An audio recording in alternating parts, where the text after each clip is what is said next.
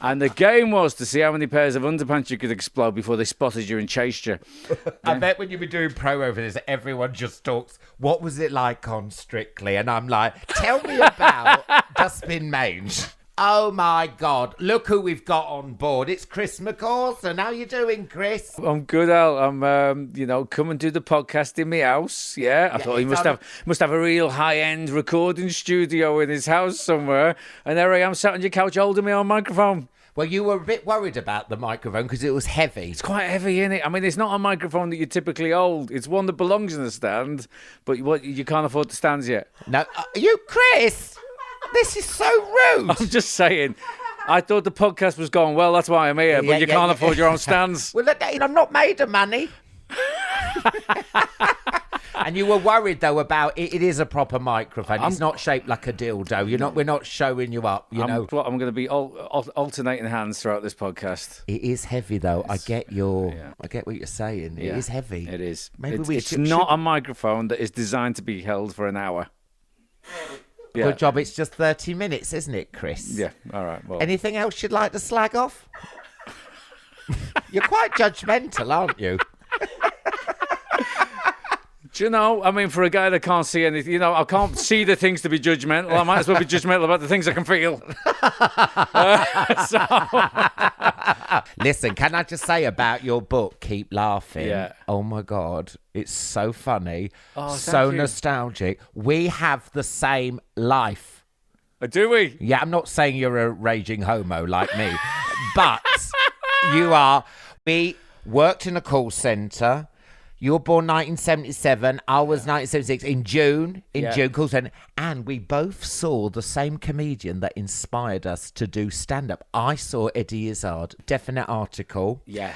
I was going down Shaftesbury Avenue, and he did it at Shaftesbury Avenue, and it was one of those £5 student tickets. Mm-hmm. And I went in there, and there was no seats, and I stood at the back, and I stood up for 3 hours. I watched him, and he was just so amazing, and it made me want to do stand-up. And I'm reading your book. Oh, my God, you had the same experience. That show of his, definite article, just blew my mind. It was like a brand new type of comedy. And the thing for me as well is it absolutely smashed every kind of judgment I made of what it would be. Yeah. I didn't know who Eddie Izzard was. He dressed in women's clothes, and I thought he would go on stage. I thought it'd be quite. I thought it'd be like Julian Clary, and I love Julian, But like, I thought it would be camp comedy. Maybe he was gay, and that's the lowest form of comedy. If you ask me, camp. I'm sick of it. But I don't want my kids seeing that. But I thought I knew what it would be in the way that he was dressed on the cover. Yeah, and he talked about wearing women's clothes for like 5, 6, 7 minutes in that show, and it was interesting, it was funny, and it left you wanting to know more. He completely normalised it by ignoring it. Yeah. And for me, when I started doing comedy, being blind, that's what I tried to do. I tried to do that same thing, normalise it by ignoring it, letting people in on your terms, but also not being afraid to ignore that kind of elephant in the room, the one thing that people would think would define you. Do you know what I mean? Yeah. And I just think subject matter as well. Nothing was off limits. Sometimes he would be highbrow, he'd be talking about Greeks, and then he'd be talking about queuing up at Tesco and getting the wrong queue, in the longest queue, and then getting, bread from the petrol station at midnight. Yeah. Everything was hysterical, and then all weaved together, and it made me think, I mean, I'm nowhere near obviously as good as Eddie Izzard, but he made me say, comedy can do all of this. He was a real trailblazer. He's a trailblazer. Absolutely, yeah. And there's so much more going on in your head than what people think is that one thing, you know. And so get it all out there. And honestly, just absolutely blew my mind as a piece of stand-up that did. Yeah. So listen, your book is super nostalgic. I loved it. I mean, not many people know about Blastaways. When I saw that, for those who don't know Blastaway, it's Diamond White. It was a bottle of Castaway, which was like this sugary pineapple drink. Yeah. And a Diamond White cider. So it was like a kind of tropical snake bite. Yeah. That would ruin your guts for 3 days. And there was do you remember Mad Dog 2020? Mad Dog 20. Oh, yes. I used to sit in the park and drink that. Oh, it was just different coloured versions of nail varnish remover with the under the guise of being a flavour. I kind of wrote in the book, I kind of think of it as being alcopop before they learned how to put the pop into the alco. Yeah. Yeah, so all of them drinks, when you're kind of just getting out there and underage drinking and stuff like that, Yeah, I mean, there's a great bit about, you playing Kerplunk and Connect Four. And I love, the Connect Four and I Spy. I mean, which when you're reading the book, it is so revealing about you, and you go, oh my God, it just changed the way you think. And tell about Connect Four, how you know between the... Yeah, so talking in it about, even just now trying to, compete with an iPad that my daughter's got for like trying to play games. And there's only a certain amount of games that I can play that are kind of accessible to me. Yeah. And she's got her iPad and Roblox, and I'm like, do you want to come and play Connect Four with me? But I have holes in the red pieces so that I can feel the difference between the reds and the yellows. Yeah. And she humours me, and she will. But I like it. It is like saying, do you want to stop eating that chocolate gatto and come and lick this sprout with your dad? Just do you want to it's really doesn't compete, does it? Yeah. I've got Kerplunk, Connect Four. Yeah, I love the I Spy as well. You play I Spy, but I have two options with I Spy. Say something that I know is 100% there, which usually means we're in the car, and I go, begin with R, and she goes, is it road, Daddy? And I go, yeah, it's road. You could at least take a few guesses to get it.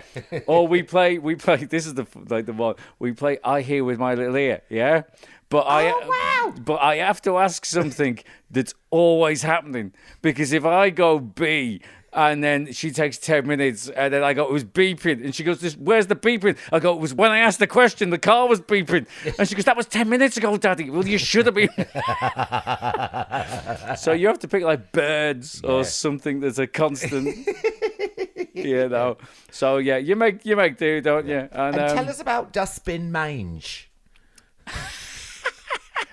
So you grow up on the streets of Liverpool. You make the best of what you got, don't you? You're playing in the entries, the dirty alleyways. We had this game. All the kids in the street would be out. There'd be loads, like an army of kids, and it'd start by you picking one kid at random. And you go, right, get him. And you'd all have to chase him and hunt him down. He'd leg it. You'd grab him. You'd get a bin in the entry. You'd stick him in, so he got a load of bin juice and bin filth on him, right? And then he'd have the Dustbin Mange, yeah? So then he'd have to chase down the rest of you and try and rub his mange on you. Right? So what? He'd be running after you with his bin juice. I'll swap hands there, trying to rub his bin juice on you. Oh no! Don't rub your bin juice on me, Chris. And if he caught one of you and he spread the mange, so now two of you's at it, right? And they'd have to chase the rest of you, and so it all kind of carried on until there was just one kid left that was uncontaminated, and the whole neighbourhood would have to chase this one kid down and rub their bin filth on him. And that's how we entertained ourselves on the streets of Liverpool in the mid-1980s.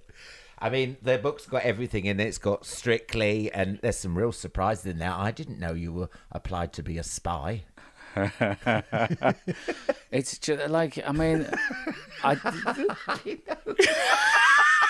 It's so funny, the book. It's so funny. I genuinely 100% did, and it was. I was unemployed for a while, and like MI5 have got a graduate scheme, and they were literally hiring spies, and I did it as a joke because I couldn't get a job in what I was trying to do. I just kind of lost my sight. I couldn't use a computer the way I was used to using the computer. I had this degree I couldn't do anything with, and I applied for this job, and I got there. I didn't even expect to hear back from them. I got down to 30 out of 3,000, and the top 1%. That's amazing. Of spies, yeah.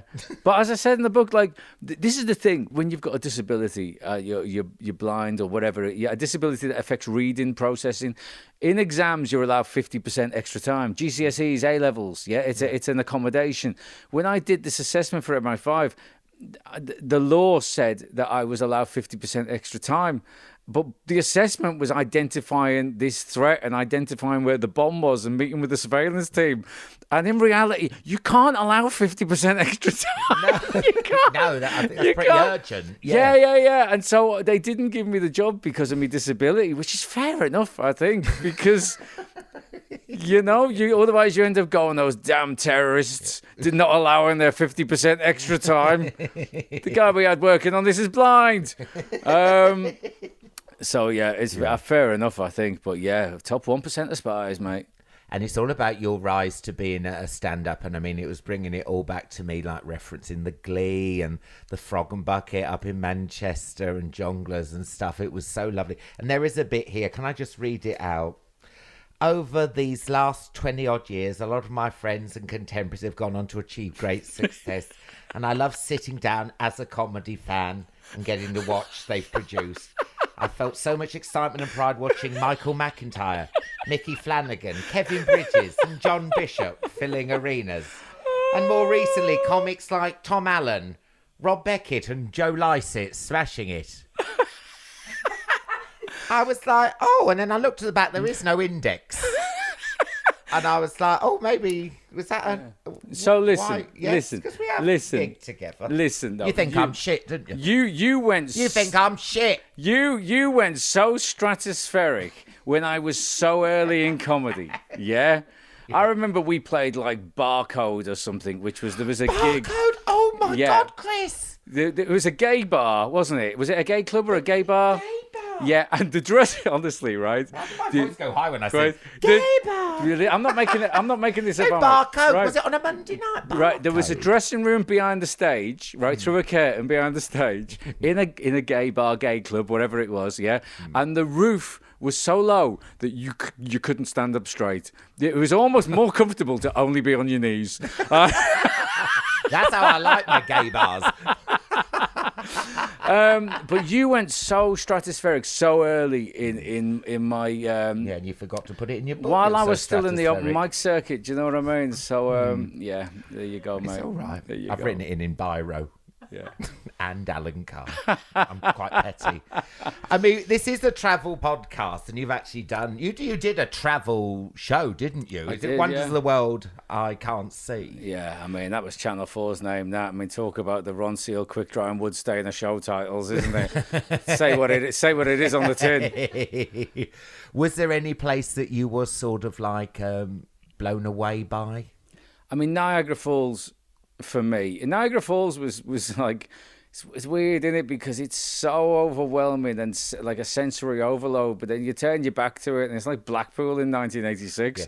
Yeah, it's so tacky in the place that's growing up around it, isn't it? I was gonna say with the place where the put the falls, but why would you build a waterfall next to this waltzer? Are you crazy? It's so people don't know. You're right. People don't know that you got the amazing fall, but then it is a Blackpool kind of fairground. Yeah, we're talking them kind of fun houses and things like that, where you go into these just tacky rooms of ghost house things, and it's so tacky.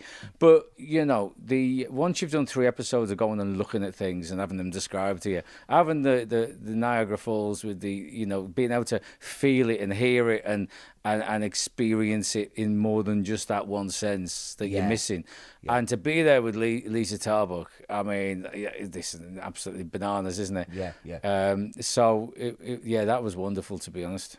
Where do you like travelling to? Do you enjoy travelling? When you speak to stand-up comedians, because of the tour, and you're on tour, aren't you? With Yonks at the minute. Yeah. How's that going? It's going good. I mean, it started before Strictly. It started in January last year.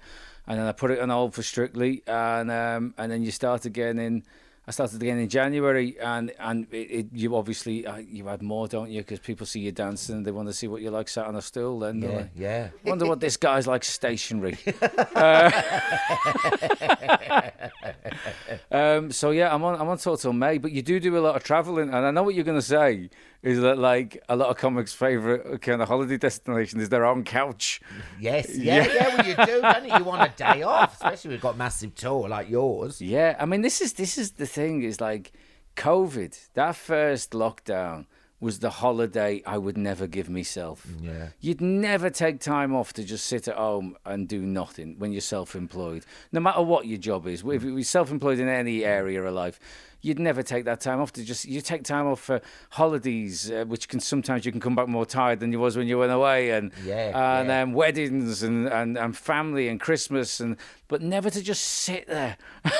I look back at that time and I think, did it happen? And do you remember on Thursday just going and banging a fucking pot and a pan at the end of your drive? What was going on? I mean, I remember back then when you're doing you're leaning out the window clapping, and like you're clapping the NHS, and my daughter's leaning out the window and she's gone, "Where are they?" she thought it was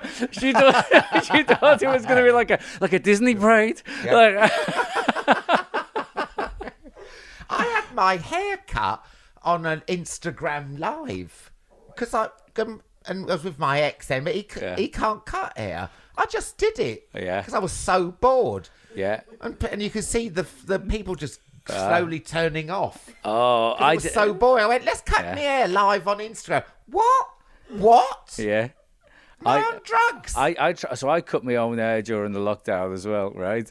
And I one of them, I had this pair of hair clippers, and I went in with it the wrong way around on the sides, and I put a big stripe up the side of my head, and I was filming this show for BT Sport with Ian Stone, brilliant comedian, and I had to sit there on camera on a slight angle, a casual angle, so I had my seat angled in, so I was kind of looking across like this is an artistic choice, this angle. Just so you couldn't see the right hand side of my head.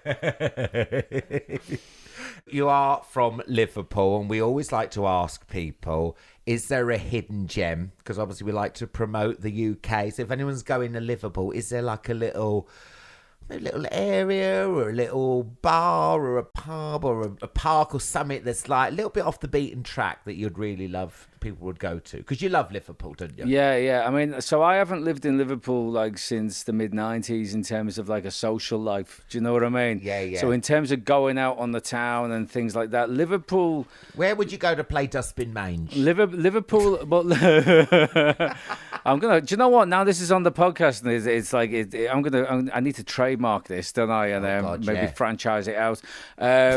Dustbin Mange on Channel 5, starring Alan Carr. I'm trying to talk about Liverpool here in a positive light, Alan. Stop bringing the Dustbin Mange.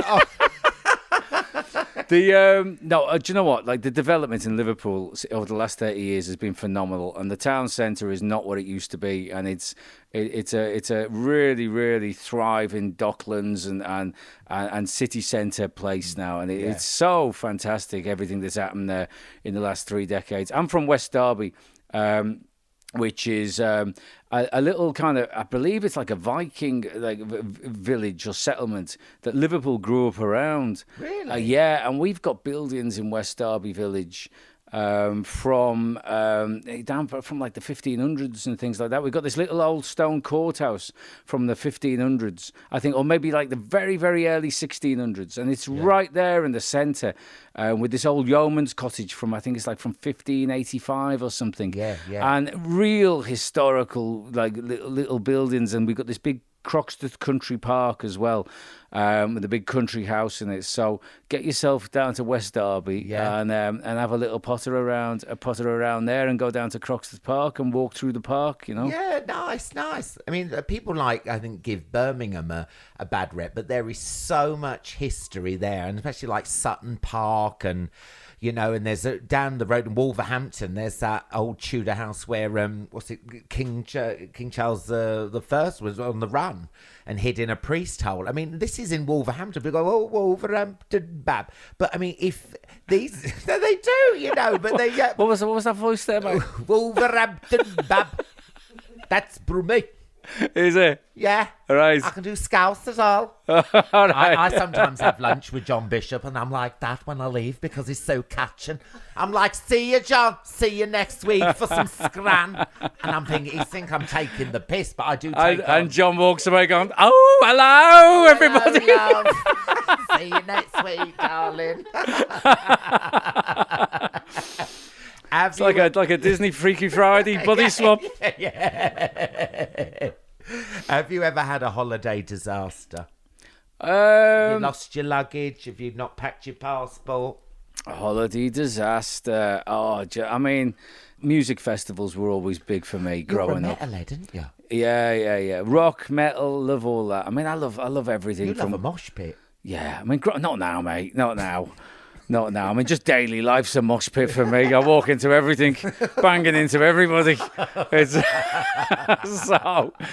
But do you know what? I went to a festival in Germany probably about 25 years ago. Rock am Ring, it's called. It takes place on the Nürburgring racetrack, and I wanted to go and watch this band. I'm blind at this point. Can't see anything. Wanted to go and watch this band, and we got really drunk. It's when I got introduced to Jägermeister for the first time. Oh God! Even I don't drink Jägermeister. Well, that's fucking vile. I had no history with it and no frame of reference, to be honest. And so we were had these little tiny shot bottles of Jägermeister. You're drinking all of them.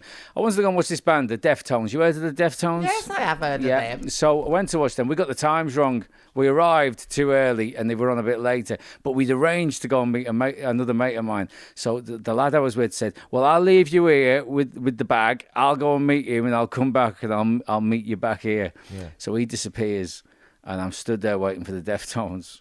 And I fell asleep. And I fell asleep standing up, right? Oh my God, like a horse, like a camel. Like you stand on the tube, you know, legs shoulder width apart, but one in front of the other, perfectly balanced. Wow. And I just fell asleep. And my mate came back and he tapped me on the shoulder. And apparently I went, huh? Like that. And he went, you were asleep. I said, I wasn't asleep. I'm stood here waiting for the band. He went, you were asleep. I said, I'm waiting to watch the Deftones. And literally, the guy from the Deftones went, we're going to play one more song. Oh, no. And I'd slept through the band, perfectly stood up, perfectly balanced. And then he goes, where's the bag? I said, the bag's gone. I can only imagine somebody seen me asleep. I've been like one of them things you get in a church fight when you have to get the thing off the thing without setting the alarm off. I can only imagine somebody's taken the bag off me. Whoever's done that is an arsehole. Yeah, but you couldn't tell. Nobody knew I was blind. I'm just stood there. That's like a coma. I'm just... That's not a nap. That's a coma, love. I fell asleep, perfectly stood up. But there was so this other time we're in an airport, right? And I'm not proud of this, but it was almost a disaster, but not quite, right? Yeah. So we're in Rome, and we are flying back from Rome. We're in the airport. My wife is in the duty free. And I'm not in there. I didn't want that. I'm just stood out waiting, and I can hear on the tannoy, McCausland, yeah. And oh God, they're calling us. But I didn't have any signal. I couldn't phone out. I just had to wait. Yeah. Oh. So she comes out. I said, they've been calling us for ages. And so we legged it. We got to we had the takeoff time and the check-in time. We had it all wrong. Yeah. Oh, no. And we got to the thing. We got to the woman at the gate, and she went, I'm sorry, it's too late. It's gone. And I had my white stick like in my hand folded up. She went, I'm sorry, it's too late, it's gone. And I almost held it out in front of me and I went, I got lost.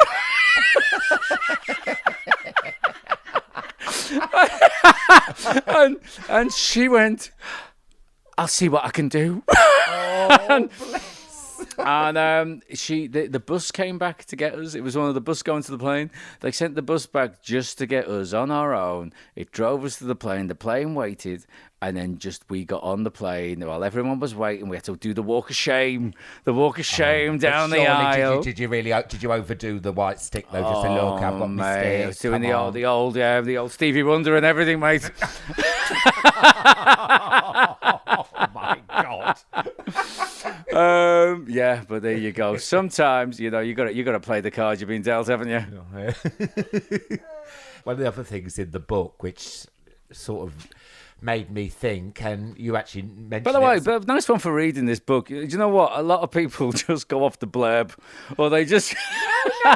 I mean, I always do my research on Life's a Beach and stuff, but it was. because also with comedians as well, it's a bit, and with the same age, like I said, the same places you mentioned, the same thing, you know, like when you get to see Nightmare on Elm Street, you know, trying to get to the cinema pretending you're 18 to see it. We really have done the same kind. I've never played Dustbin Mange. It's never too late. It's never too late. It is. What's the other one? Underpants Mud Bombs. You're a naughty kid. So we used to climb over into an old folks home, and there'd always be like massive pairs of white fronts hanging on the washing line. And the game is that you'd have to go and get a handful of mud, You'd have to drop it down into the gusset of a pair of underpants and smack your hands either side so it exploded at the top of the underpants. And the game was to see how many pairs of underpants you could explode before they spotted you and chased you. And that was the game. I bet when you were doing pro over this, everyone just talks, what was it like on Strictly? And I'm like, tell me about Dustbin Mange. That's what people want to hear about. Yeah. Do you know what? There was somebody interviewed me about this book, just saying about how people kind of prepare at different levels. And she said to me, I think she ran the book through ChatGPT, and just said, tell me 5 things about this book. Because she asked me things, I was like, that's not in the book. And she's like, oh, isn't it? And then she goes to me, explain to me the last line of the book, and I know what the last line is. There's nothing about it really. I was like, oh, what do you mean? What about it? And she went, well, in the end of the book, you write, you wrote, I may have lost my sight, but I haven't lost my vision. I said, I didn't write that. Let's have a look. I said, that's not in the book. I said, honestly, I got a bit of sick in my mouth. Even just the thought that I would write that. And lots of love, Chris. Yeah. Laughing is the best medicine. Yeah. Like the time I saw Alan Carr perform. Yeah. Oh, and that lovely. I am mentioned. Yeah. And to put me in the last sentence, that's really sweet, Chris. Yes. Well, there you go, mate. I may have lost my sight, but I haven't lost my vision. Beautiful. I'm choked up here. That's beautiful. It's really deep, isn't it? I can only imagine ChatGPT's read my book and gone, do you know what? Could have been better. Could have been better. This is how we should have ended it. But you're saying about before 9/11, you used to be able to get a passport from the post office. Yeah, and you could smile. You could smile before 9/11. Now you can't. Or wear a hat, or glasses, or a beard. Or show any outward expression of fun or joy whatsoever. No. Because smile is me, isn't it? I ain't not smiling in a passport because this turkey neck comes down. It does, doesn't it? It does. It comes down. Do you remember them little temporary passports? Yeah. You can't go into a post office and pick it up a temporary. Now you have to send it off. You need your sperm, your DNA, a pound of flesh. Yeah. Well, retina and all that thing just to get it. Yeah. Well, I had the temporary passport, and my dad scratched off the last number of my birth year. And he found a pen that matched, and he faked it so that I was a year older.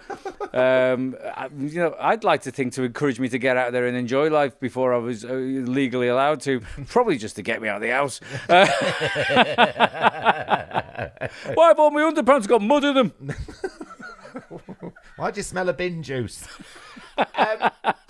In terms of travel, are you, when you're abroad, do you like adrenaline rush? Do you do like, bungee jumping or, what's the word, zip wiring? So, do you know what? Traditionally, traditionally, I was always terrified of things when I could see them. It's mad that now I can't see them. I'm not bothered. And just on a very basic level, you go to a theme park when anywhere. I'd never go on a roller coaster when I was younger, when I could see what it was I was queuing for. Yeah. And now I can't see it. I don't care. And whether it's roller coasters, whether it's zip wire, honestly, we went to Portugal in August, and we went to this big water park in Portugal, and all of these different water slides. I'm literally just flinging myself down these tubes without knowing what's coming up next, and anyone else can see where the dip's coming, and I can't. Every single one takes me by surprise. Yeah. And what do you do when you're surprised? You go, wah! Like that. So I end up with just mouths full of water as I'm going down every slide. But we went down this one and you had to run and you had to have momentum, yeah? But obviously, I don't know how far it is to the actual first drop. So everybody's there and there's like 5 tubes and everyone runs and does it. And I ran and did it and was far too early and just stopped at the top. And the woman had to come up behind me and shove me down with her foot. So, yeah, adrenaline a lot more so now. I can't see what it is I'm doing. Yeah. Do you know what I did when I was in Portugal? So we arrived there and they all went off to get a lay of the land, and I was sat there and it was so hot. It was the hottest day of the year that we were out on this place, and I'm like pasty. You ate. No, I'm pasty white. So I went in my wife's bag. To get the sun cream, to apply another layer of sun cream to my face, top of my head, my face, my shoulders, just to prepare, because you can't go around in a t-shirt in a water park, can you? No. So I rubbed it all on, double layered on my face and everything. And then found out when she came back, it was Hairy Frizzer. And I'd rubbed my own face in Hairy Frizzer. And, yeah, all over my shoulders, all over my hair. I mean, my beard never felt lovelier, but, it doesn't help with the sunburn, does it? And your wife, Patricia, is she Brazilian? Yeah. Have you ever been to Brazil? I have, yeah. And it's hot, isn't it? Sure. This is the problem. Like when you're anywhere and it's like the visual beauty. Insight into Brazil you've given there. The visual beauty. If you are thinking of going, please, tune in for more travel tips. Hang on, I'm going to be quite insightful here, Al. All right. Yeah. All right. The visual beauty of a place distracts you from the heat. Do you know when people say, your hearing must be better because you can't see, right? It's not that your hearing's better, it's just that you pay more attention to it. Yeah? Yeah. So you pay more attention to what you hear because it's all you've got going on. The telly's broken, listen to the radio, right? So it's the same, I think, with heat. If you can't see what you're looking at and you can't see all the beautiful bodies on the beach and the sea and the mountains and the beautiful blue sky and all the colours and the whatever it is, if you can't see any of that, you just concentrate on your other senses. And you sat there and your mind's just going, God, it's hot, isn't it, Chris? Isn't it hot? Oh, doesn't it feel hot? Everyone there going, oh, God, look at her. Oh, she looks fit, doesn't she? Look at that. Look at that sea. Look at that. Yeah. Moaning. Look at that. And I mean, oh, God, isn't it hot? Isn't it hot? Do you know what? You haven't thought about it being hot for about 20 seconds. Do you know what? It's the what made me laugh. First time I went, you talk about other cultures, and she's not big. Like, she's not only she's lived in the UK since she was 6, but like her family wasn't typically British, right? Yeah. But she's lived over here since the age of 6, so she's not like really British in like the way that me and you are in terms of growing up with that culture, right? Yeah. So we got first time I'm going, she's going, oh, you love Brazil, they love steak. Oh, I like steak. They love cold, lovely beer. Oh yeah, I like a cold, lovely beer. She goes, oh, the beer in Brazil, it's the best beer. They love a beer in Brazil. Oh, you haven't had a beer till you've had a lovely cold beer in Brazil. Yeah, went all the way to Brazil. Do you know what it was? Skull. Do you remember Skull? Yes. Skull. And they go, why aren't you singing? I don't know the words. That was Skull everywhere. I said to her, my God, I haven't seen this since Quick Save. Quick Save. with a K. Quick Save. Yeah, so there you go, mate. Full of Brazil. What happened to Quick Save? Yeah, 25p for like a packet of scones. I used to love their scones. Yeah, I mean that's not what happened to Quick Save. That's what happened to 1985. Yeah, that's me just being tight. Well, there you go. There's my TripAdvisor review of Brazil. Yeah, it's hot and Skull. Yeah, wicked. Thanks for that. Well, listen, we're about to start our descent, so we've got time just for quick fire. Have we been on a plane? We have been on a plane. It's been so smooth, Alan. Yeah, thank you. It's great, isn't it? Okay. Early fly or late check-in? Sorry, early flight or late check-in? It is a quick fire round. I'm just working out what that means. That means get on the plane early or wait till night time, yeah? Yeah. Yeah, early because... Do you want to get there quick? No, well, you get the early flight because it's less likely to be suffering from delays from earlier in the day. That's a good hack. That is a good hack. Get in there early. I know you're miserable in the morning. Well, I am miserable in the morning and all that. It's less likely. It's got more time to be late to still be on time. Yeah. Yeah, so there you go. Deep. Early flight. That's deep shit. That could be on a fortune cookie, couldn't yeah. it? Open a fortune cookie and it says, you've got more time to be late than to always be on time or something. I mean, it makes no sense, but neither do the fortune cookies, do they? No. It's a good way to live your life, though, isn't it? Mint tea or Mad Dog? Mad Dog 2020. Yeah. I mean, I don't drink anymore, mate. So I even though I don't drink mint tea, I'd have to go for the mint tea, or there's a good chance I might try and take control of the cockpit. Mile High or I'm Too Shy? Are you a member of the Mile High Club? I mean, I'm surprised. Listen, you hear about this Mile High Club, don't you? There's barely time to turn around and do a shit. How are people doing it in the toilets? What? You could have just said no. But what is that? I mean, are they just giving a hand job through an open door? What's the... I don't know. I'm not a member of the Mile High Club. I can't even get a shag on Earth. I can't even get a shag on dry land, let alone in a fucking plane. I mean, I don't know how it's working, mate. I can't figure it out. So I'd have to. We'll just say no then, love. Yeah. Well, but it's not shy. I mean, I'd be up for it. Yeah. Oh, lucky Patricia on the way to Brazil. On the way to boring Brazil. And last but not least, moving on. Tip 'em or fuck 'em? Do you give a good tip or do you go, fuck you, I'll never Oh, God, do you know what? I thought you were talking about cows. What? Cows? Oh, people go cow tipping, don't they? I thought you were talking about cattle. Cow tipping? Oh, no one. Yeah, and I was like, tip. Do you ever tip a cow? No, tipping. And then you got to the next one, the next option. I thought, oh, Jesus Christ. Tipping. This is taking a turn I wasn't expecting. No, no one has ever. Do you mean cow tipping? No one has ever. And how many years have we been doing this? 7 years. Well, you're talking about holidays and things to do on holidays. Sometimes cow tipping is probably the only thing going on in the area, but I wasn't expecting the second option. That's what threw me. Oh, okay. So, cow tip, you're going to say cow tipping, which wasn't even one of the two options. Do you know what, mate? To be honest, right? So tipping, yeah? There's a thing, isn't there, where like you're on holiday. If the culture demands tipping, you tip. But sometimes, like you know, when you become well known here, you kind of feel like you have to tip in case word gets around. Oh, I know. And then when you're on holiday, you kind of think, do you know what? But no one knows who I am. Yeah, that's it. Yeah, give them nothing. It's a license to be tight. Yeah. Wow, we must really. I'd love to go on holiday with you. Can you imagine it? Can you imagine? Don't tip them. Bloody hot. We should do it, mate. We should do it. Yeah, let's do it. I'd love it. I'd love it. Yeah.